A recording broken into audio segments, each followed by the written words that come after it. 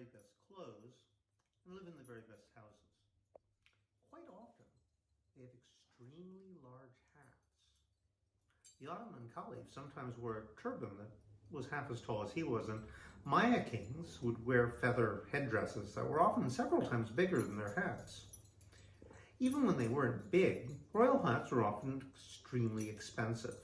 On important occasions, for instance, the Queen of England wears a hat that would probably be worth billions of dollars, if you could buy it, which, of course, you can't.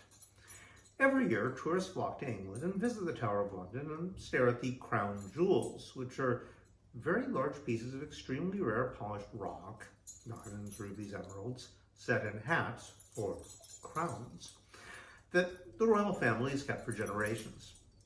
Everyone likes to fantasize about someone stealing the crown jewels, but as you might guess, it would be very difficult, since the Queen keeps a small army, who are called beefeaters, just to protect her hats.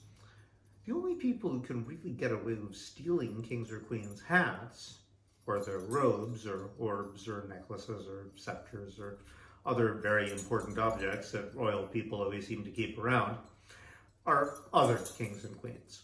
For instance, the largest diamond in the world, called the Kohinoor, which is now one of the crown jewels, was frequently stolen from each other by kings and emperors in India, some of whom would occasionally wear it, but otherwise keep it guarded somewhere and not tell anyone where.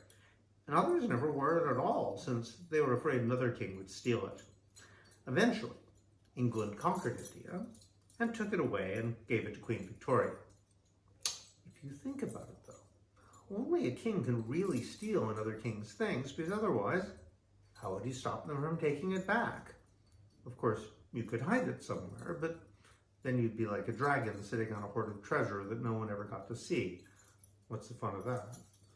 Still, a lot of people like to fantasize about kingly things,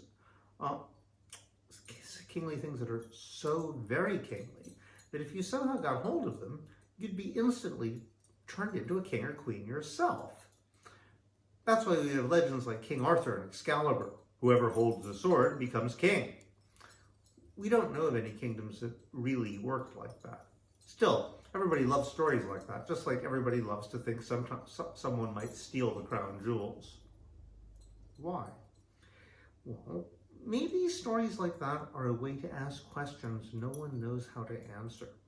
Like, do people obey a king because he's king? Or is he king because people obey him? Was Louis XIV or Suleiman the Magnificent really a king? Or just some guy dressed as a king? Well, either way, the latter would be the case. Is there really any difference?